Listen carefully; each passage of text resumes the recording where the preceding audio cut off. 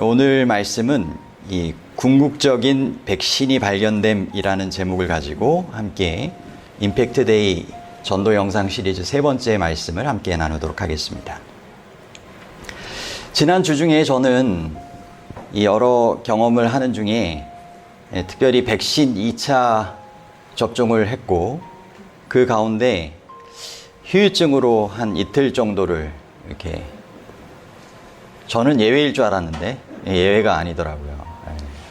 그래서 머리도 아프고 또 열도 나고 해가지고 여러분들이 격려해 주시고 또 기도해 주셔서 그래도 다행히 잘 회복이 되어서 남은 여러 가지 이 목회의 일들을 잘 감당할 수가 있었습니다. 감사드립니다.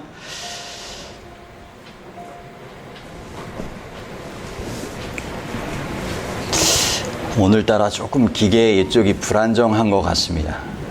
아무래도 보니까 이제 저희가 10월 첫째 주에 리모델링 기념 감사 예배를 드리잖아요.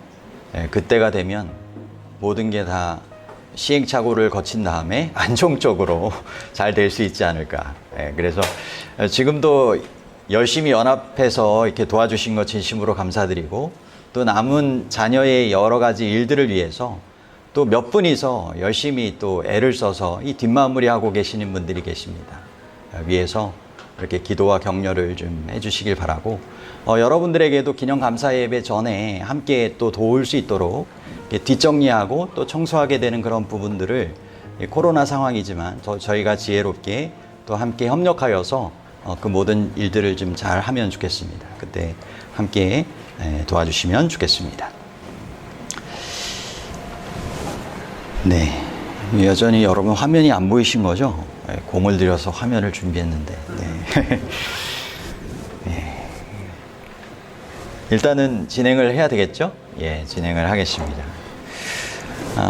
제가 최근에 이 친족의 장례식에 참여를 했었습니다. 처가 쪽이었는데 제가 코로나 때문에 온 사람들이 적었음에도 불구하고 장례 비용이 많이 나온 것을 통해서 깜짝 놀랐습니다. 그 이유를 알고 보니까 이 상식 진상 시간 여기에 있었습니다. 추석맞이 온라인 차례 제사상을 보니까 가격대가 한 20만 원대부터 50만 원대까지 있더라고요. 그런데 이거를 장례 기간 동안에 아침과 저녁으로 계속적으로 하다 보니까 그것이 장례 요금으로 부과되어서 많이 나오게 된 것입니다. 발인하기 전에도 또 합니다. 여러 가지 이제 그런 일들이 있는 것이죠. 전통식 유교식 장례로 고인이 생시에 식사하듯이 빈소에 올리는 음식을 통하여서 제사상을 올리는 것이죠. 그리고 그것을 통하여 조상에 대해서 또 기념하기도 하고 또한 의미를 부여할 수는 있겠지만 과연 그것이 믿는 자의 죽음과 삶에 대한 생각과 또 죽은 자의 상태에 대한 그러한 생각들을 좀 가져보게 되었습니다.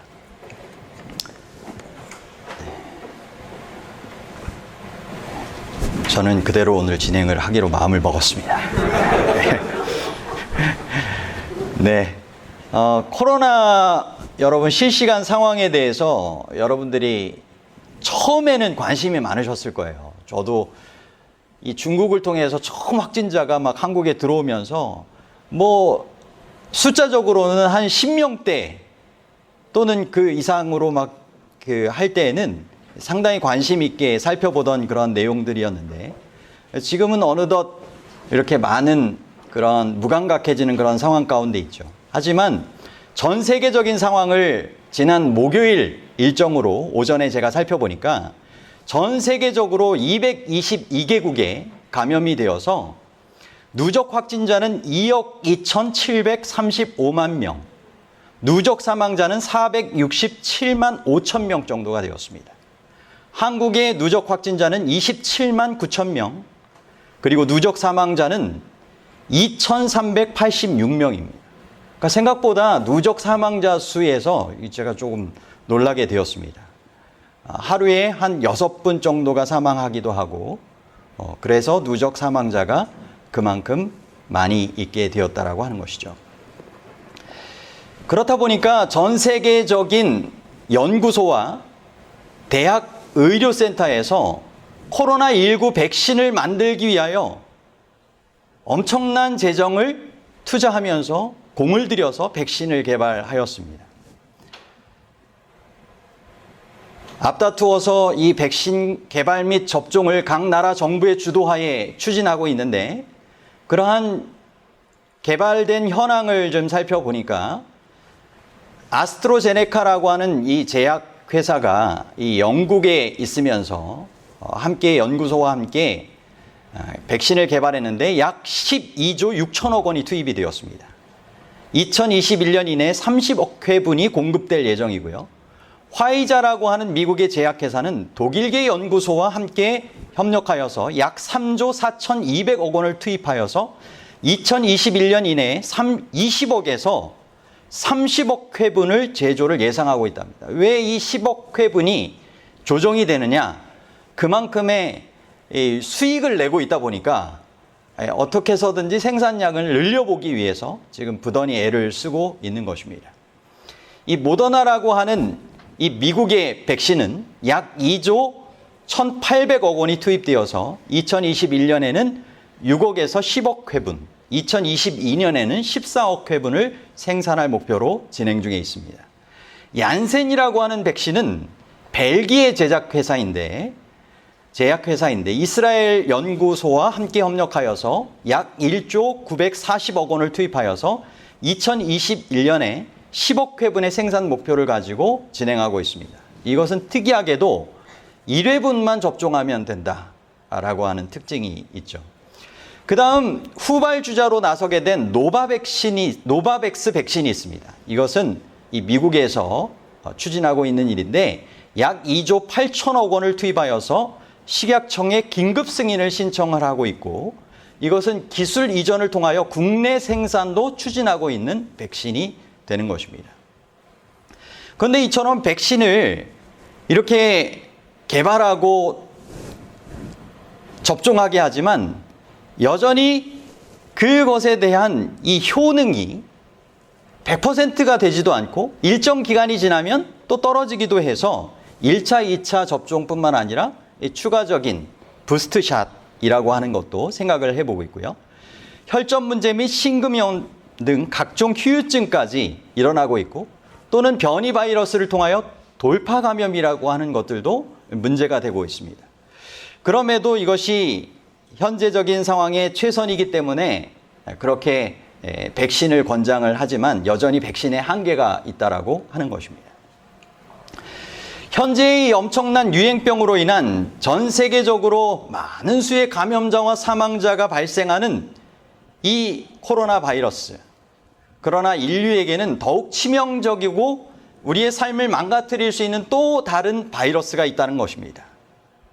코로나19는 우리의 몸을 파괴할 수 있지만 이 치명적인 전염병 바이러스는 우리의 육신의 생명보다 더 많은 것을 빼앗아 갈 수 있는 것이죠. 예수님께서는 이런 말씀을 하셨습니다. 마태복음 10장 28절에 몸은 죽여도 영혼은 능히 죽이지 못하는 자들을 두려워하지 말고 오직 몸과 영혼을 능히 지옥에 멸하실 수 있는 이를 두려워하라. 그렇습니다. 이 코로나 바이러스보다 훨씬 더 치명적인 이 바이러스는 우리의 몸과 영혼까지도 파괴할 수 있는 죄라고 하는 바이러스인 것입니다. 일단 이 죄의 바이러스에 감염되면 백신이 발견되지 않는 한 그 예후는 사망입니다. 이 전염병은 어떻게 시작되었을까요? 그리고 그것에 대한 궁극적인 해결책, 궁극적인 백신은 무엇일까요? 하나님은 자기 형상대로 사람을 창조하셨으나 에덴 동산에서 이 뱀을 통하여 아담과 하와가 사단의 음성을 듣고 그 시험에 굴복하였을 때 죄의 바이러스에 감염되었고, 그 후로 죄의 바이러스는 모태 생산되었습니다. 그래서 모든 인류의 후손에게 옮겨지게 된 것이죠. 그래서 선지자는 선언하기를 만물보다 거짓되고 심히 부패한 것은 마음이라. 누가 능히 알리오마는. 예레미야 17장 9절 말씀이고요. 이사야는 이렇게 덧붙입니다. 53장 6절에 우리는 다 양 같아서 그릇 행하여 각기 제 길로 가거늘. 사도 바울은 이렇게 절규하듯 외칩니다. 로마서 7장 24절에 오라 나는 곤고한 사람이로다. 이 사망의 몸에서 누가 나를 건져내랴. 여러분, 코로나19가 대유행을, 특별히 절정을 찍었을 때 문제가 되었던 것 중에 큰 한 가지는 무증상 감염자들이 활동하는 것입니다. 이것이 정상처럼 보이지만 여전히 감염된 그 환자임에도 불구하고 질병의 징후가 잘 나타나지 않거나 경미한 증상만 발생하기 때문에 일상생활을 통하여 활동을 하고 더 쉽게 감염시키게 되었다라고 하는 것이죠. 하지만 어떤 사람에게는 이 질병이 강력한 증세로 전파되어서 체온이 오르고 호흡이 가빠지고 심지어는 생명을 위해 투쟁하는 중에 어떤 의료진의 도움에도 불구하고 그만 죽음을 맞이하게 되는 그러한 상황에 처하기도 한 사람들이 있는 것이죠.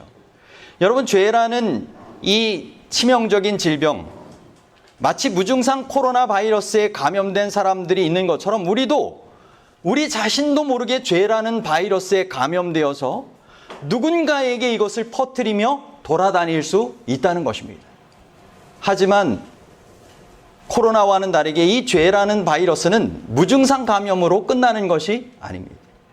이것은 이후에 마치 다이너마이트가 파괴되어 정말 터져서 그 피해가 크게 벌어지는 것처럼 이것은 해결책을 찾지 않으면, 백신을 찾지 않으면 엄청난 피해를 본인과 또 주변의 사람들에게 끼칠 수 있는 그와 같은 이 파괴적인 이 바이러스라고 하는 것입니다.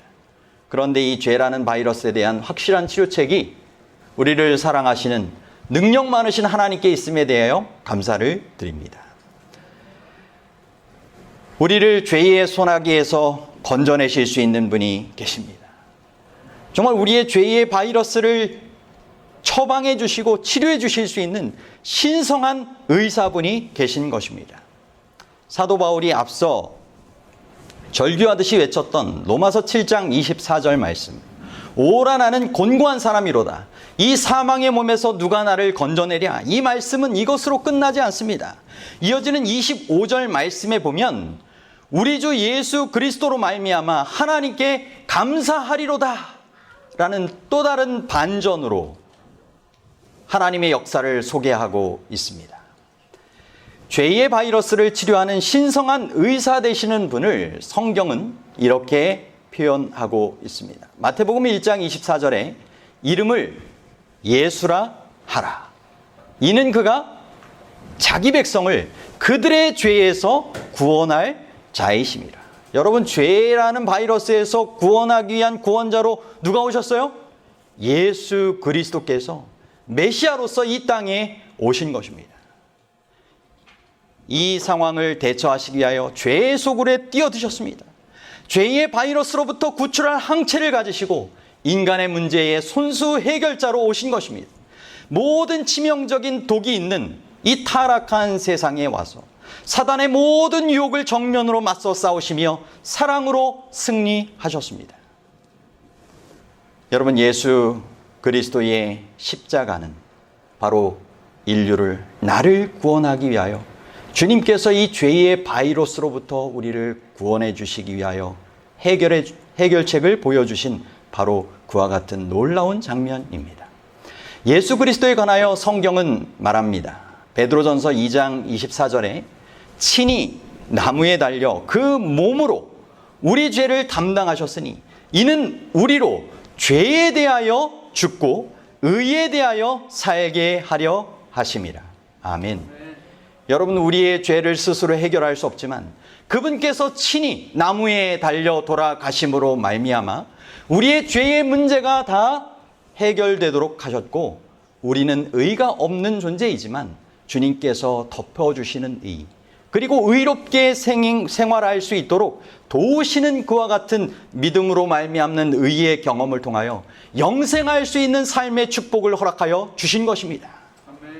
그러므로 우리는 갈라디아서 2장 20절에 바울이 소개했던 것처럼 나를 사랑하사 나를 위하여 자기 자신을 버리신 분을 우리의 구세주로 알고 모시고 살아갈 수 있는 삶의 축복이 있는 것입니다. 구약의 고대 성소에서 죽어가는 어린 양은 갈바리의 십자가에서 부서지고 상하고 학대받고 피 흘리신 우리 구주 예수님을 상징했습니다. 그러므로 침례 요한은 예수님이 침례를 받으시러 나오실 때 보라 세상 죄를 지고 가는 하나님의 어린 양이로다 라고 소개를 했던 것입니다. 이 십자가에 흘리신 예수 그리스도의 보혈이 죄의 바이러스에 대한 정말 효과적인 유일한 백신이라고 할 수 있겠지만 그 구원의 이야기는 십자가에서 끝나지 않습니다. 십자가 이후에 예수님께서 살아나셨다라고 하는 이 복음에 또한 있는 것입니다. 만일 예수님이 죽고 다시 살아나지 않으셨다면 그분은 단지 선한 일을 위하여 죽임당한 한 명의 순교자에 불과했을 것입니다.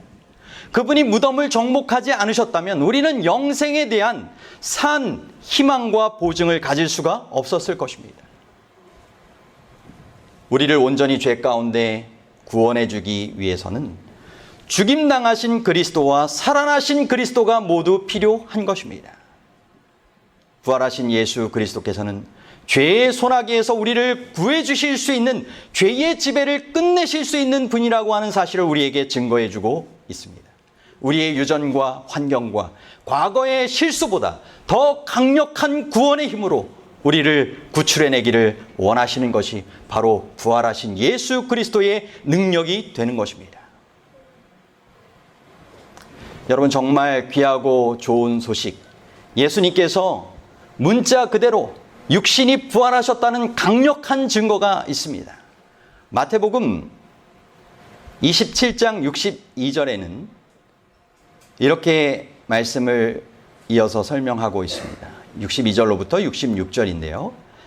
그 이튿날은 준비일 다음 날이라 대제사장들과 바리새인들이 함께 빌라도에게 모여 이르되, 이어지는 내용에 보면 그가 살아 있을 때에 내가 사흘 후에 다시 살아나리라 했기 때문에 제자들이 와서 시체를 도둑질하여 가서 그가 살아났다라고 하면 살아있을 때보다 더 많은 사람이 그를 따를 것이기 때문에 가능한 한 정말 그 일이 일어나지 않도록 최대한 막아주십시오라고 부탁을 했습니다. 그랬더니 빌라도가 이렇게 얘기하기를 너희에게 경비병이 있으니 가서 힘대로 굳게 지키라 라고 하였습니다. 정말 사단을 통하여서도 그렇고 최선을 다하여 주님의 부활이 이루어지지 않도록 최선의 노력을 다한 것입니다. 하지만 그럼에도 불구하고 그것은 더 예수님이 부활하셨다라고 하는 강력한 증거를 갖게 하는 이유가 되었습니다. 그 강력한 증거 4가지를 살펴볼 수 있는데, 그 첫 번째는 로마 경비병들이 무덤을 지키고 로마 인장을 붙였습니다. 그것은 로마의 강력한 권위를 상징하였습니다. 그런데 그 로마 인장을 부착했는데 두려움에 숨어있던 제자들이 로마의 강력한 권위에 도전하여서 과연 로마의 인장을 깰 용기가 있었을까 하는 것입니다. 예수님께서 십자가에 달려 돌아가신 이후에 제자들은 어떻게 하고 있었어요? 그 다음 차례가 예수님을 따르던 우리는 아닐까 생각하며 겁내 숨어 있었던 제자들이었습니다. 두 번째, 무게가 약 2톤, 2000kg이 되는 무덤 앞에 고정된 돌을 옮길 수 있었을까입니다. 고대 무덤은 폭이 1.2m, 높이가 1.5 정도였다고 하고 고고학자들에 의하여 예루살렘 주변에 이와 같은 많은 무덤들이 발견이 되었습니다. 그런데 일반적으로 이 무덤을 막고 있는 돌의 무게가 2000kg이라고 하는 것입니다. 이것이 아무리 지지대에 의해서 높은 데에서 낮은 데로 옮겨졌다 할지라도 반대로 다시 높은 곳으로 위치하게 옮기기 위해서는 엄청난 노력과 힘이, 정말 강력한 힘이 필요한 것입니다. 로마 병사들이 지키고 있는데 과연 그러한 놀라운 무게수를 옮길 수 있었을까 하는 것입니다. 몰래. 세 번째는 예수님의 부활의 거짓말 때문에 놀랍게 변화되어 부활을 강력하게 선포하고 순교자의 죽음을 과연 제자들이 맞이할 수 있었을까 하는 것입니다. 제자들이 예수님의 부활에 대한 소식을 또 증거를 접하고 나서 그들은 순교자의 죽음을 자처하여 맞이하게 됩니다. 그런데 과연 예수님께서 살아나셨다라고 하는 것이 거짓말이라면 그것을 위하여 이처럼 목숨을 걸고 순교하며 증거할 수 있었을까 하는 것입니다. 다음 네 번째로는 그리스도의 살아나심을 증언하는 부활의 여러 다른 증인들이 있다라고 하는 것입니다. 예수님은 무덤에서 막달라 마리아에게 나타나셨고 또 무덤에서 나오는 길에 여러 여인들을 만나셨습니다. 엠마오의 마을로 가던 두 제자에게 나타나셨고 일요일 밤 다락방에서 11명의 제자 중에 10명에게 나타나셨고 그 자리에 없던 도마를 위하여서 그 이후에 다시 나타나셨습니다. 그리고 승천하시기 전에 갈릴리 산비탈에 모인 500명의 신자들에게 나타나셨습니다. 예수님은 승천하시기 전 부활 후 40일 동안 많은 이들에게 나타나셔서 실제적으로 부활하셨다라고 하는 것을 증거하셨던 그런 역사적인 기록이 성경에 있는 것입니다. 마태복음은 단순히 안식일이 다 지나고 안식 후 첫날이 되려는 새벽에 막달라 마리아와 다른 마리아가 무덤을 보려고 갔더니라고 간단하게 설명을 하고 있습니다. 여러분이 안식일에 제자들의 모습, 또 막달라 마리아의 모습, 모두 다 그렇게 모든 것을 버리고 주님을 따랐던 이들에게는 엄청난 실망의 안식일이 되었을 것입니다. 그럼에도 불구하고 성경은 분명하게 선언하기를 안식일이 다 지나고 안식 후 첫날이 되려는 새벽에 어떠한 희망의 여명이 밝아오고 있음을 분명하게 증거하고 있습니다.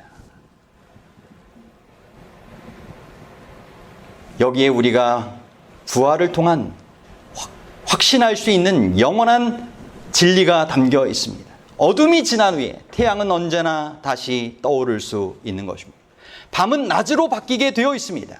깊은 어둠의 시간 가운데 의의 태양 되시는 예수님께서 우리의 삶에 나타나실 수 있는 것입니다. 지금 당장 다 이해가 되지 않는다 할지라도 주님이 여전히 돌보시고 계신다라고 하는 사실을, 그리고 우리를 사랑하셔서 가장 좋은 것을 예비해 두고 계시다라고 하는 것을 믿으시게 되기를 바랍니다. 부활하신 예수 그리스도께서 우리를 위해서도 의의 태양빛을 비추시고 희망의 빛을 비추시고 우리의 어려움과 여러 곤란한 문제들의 해결책을 위하여 친히 역사하시기를 원하신다라고 하는 것입니다. 부활의 이야기 가운데 마리아가 무덤 앞에 서서 울고 있을 때 두 천사가 나타나 묻습니다. 어찌하여 우느냐? 여러분, 마리아에게 이 무덤가에서 나타났던 천사는 믿는 자들을 위하여 섬기라고 보내신 주님의 보호하는 천사를 우리에게 알려주고 있습니다.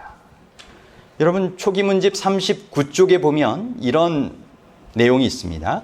나는 하나님께서 당신의 백성들에 대해 관심을 가지고 부드러운 사랑을 나타내고 계심을 보았다. 나는 천사들이 그들의 날개를 펴서 성도들을 감싸고 있는 것을 보았다.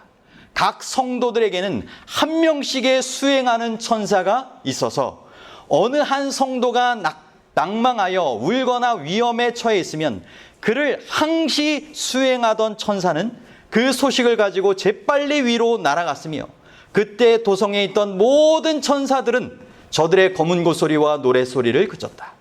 예수께서는 그들이 좁은 길에서 이탈하지 않도록 용기를 북돋아주고 보호해주도록 다른 천사들을 보내셨다. 아멘.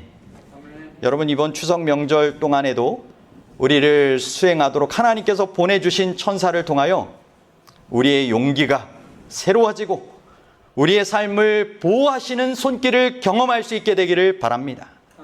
앞으로의 모든 삶의 순간순간마다 하나님께서 우리를 위한 돌보심의 손길을 천사들을 명하사 행하고 계시다라고 하는 사실을 기억하시게 되기를 바랍니다.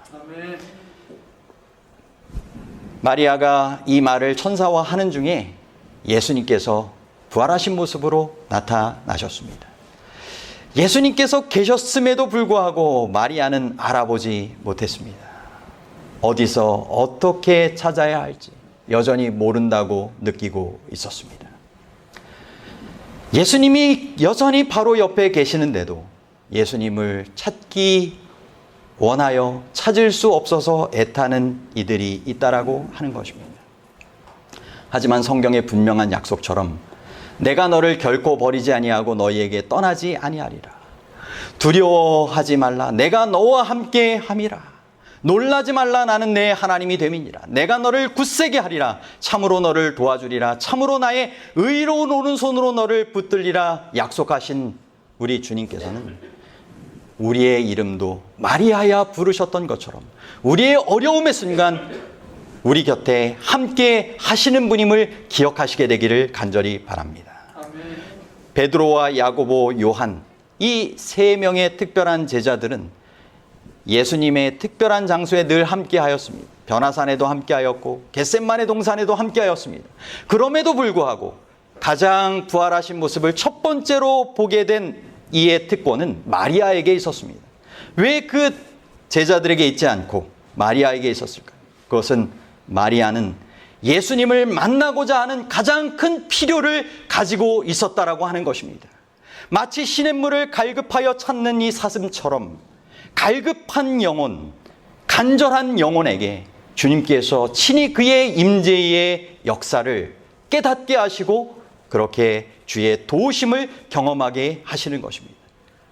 여러분, 주님은 모든 이에게 함께 하실 수 있지만 간절히 찾는 가장 필요로 되는 영혼에게 더욱 충만히 역사하실 수 있다라고 하는 사실을 기억하시게 되기를 바랍니다. 여러분, 부활의 진리, 희망의 진리를 통한 두 가지 교훈이 있습니다. 기뻐하십시오. 예수님께서 부활하셨습니다.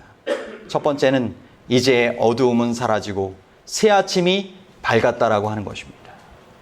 여러분, 우리에게도 여전히 동터올 새 아침에 대한 희망을 가지고 우리는 살아갑니다.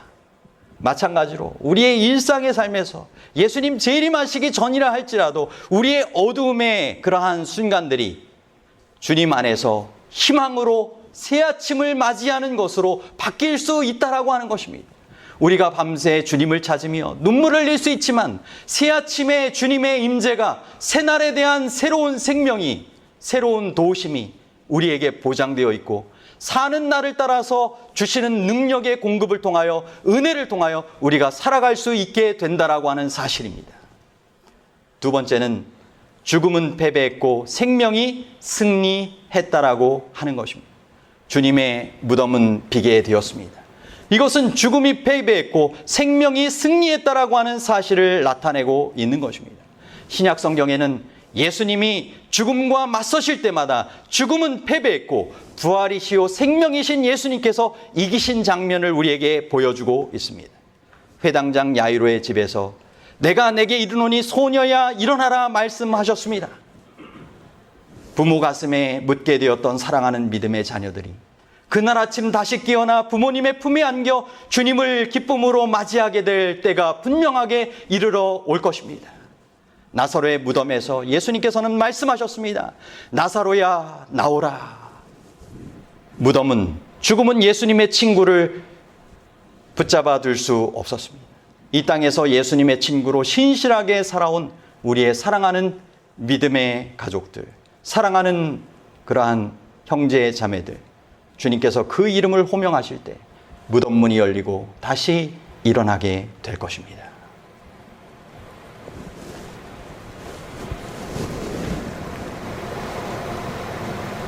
제가 준비한 그림이 더 있으면 좀 더 실제적일 수 있는 내용인데, 멕시코의 재림교인 화가가 끔찍한 일을 당했던 한 부부에게 이 성화의 그림을 설명하였습니다. 선물하였습니다. 그리고 그 그림을 통하여 위로하였습니다. 사연은 이렇습니다. 이 재림교인 이 고메세스라고 하는 이 부부의 5살짜리 된 딸이 집에서 납치되어서 10일 동안 실종되었다가 시신으로 발견되었습니다.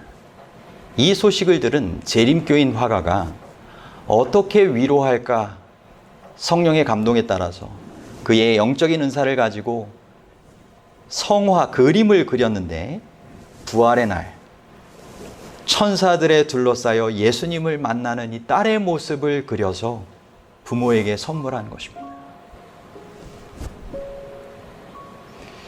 여러분, 광야의 쓴물 마라 사건 이후에 나는 너희를 치료하는 여호와이니라 라는 말씀을 하셨습니다.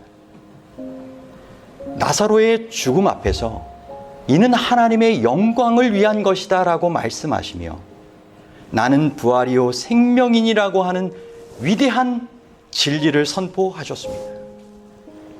정말 죽은 자의 장례도 하나님의 영광을 위한 시간과 사건으로 변화시킬 수 있는 분이 우리의 참된 위로와 소망의 주님이시라고 하는 사실을 기억하시게 되기를 바랍니다. 믿지 않는 자들은 화장장에 가면 또 매장지에서 관을 내리기 전에 얼마나 많은 애곡의 그러한 소리를 우리가 보던지 듣게 됩니까? 하지만 믿는 자들에게는 다른 것입니다. 정말 죽은 자가 부활하고 살아있는 자가 변화될 믿는 자의 축복이 감격스러운 재림의 새 아침의 소망으로 실제적으로 다가오는 것은 정말 믿는 가족들이, 믿는 성도들이 죽음을 맞이했을 때 더 실제적이고 더 간절한 위로와 소망을 찾게 된다라고 하는 사실입니다. 저도 이 추석 명절을 통하여 다시 생각해 보는 것은 사랑하는 저의 외할머니와 아버지를 그리워해 봅니다. 그리고 소망의 그날 아침을 상상을 해봅니다. 여러분, 주님께서 바라시는 것은 이 세상 역사가 마치기 전에, 우리의 죽음이 이르기 전에 죄의 바이러스에 대한 주님께서 친히 사랑으로 희생으로 마련하신 이 귀한 백신을 접종하게 되기를 바라신다라고 하는 것입니다. 여러분, 십자가의 백신을, 부활의 백신을 접종하시게 되기를 간절히 바랍니다. 이 백신 개발은 연구소에서, 제약회사에서 한 것이 아니라 하늘의 회의를 통하여 이루어졌고, 실제적으로 그 결심을 실천으로 옮기기가 쉽지 않으셨겠지만 이 갈바리 십자가를 통하여, 그리고 빈 무덤을 통하여 이루어졌던 것입니다. 그리고 이 효력은 일정 기간의 효력도 아니고 부작용도 없고 영원한 효력이 있다라고 하는 것이 재림의 그날 아침에 밝혀질 것이고 영원한 세월을 통하여 증명될 것입니다.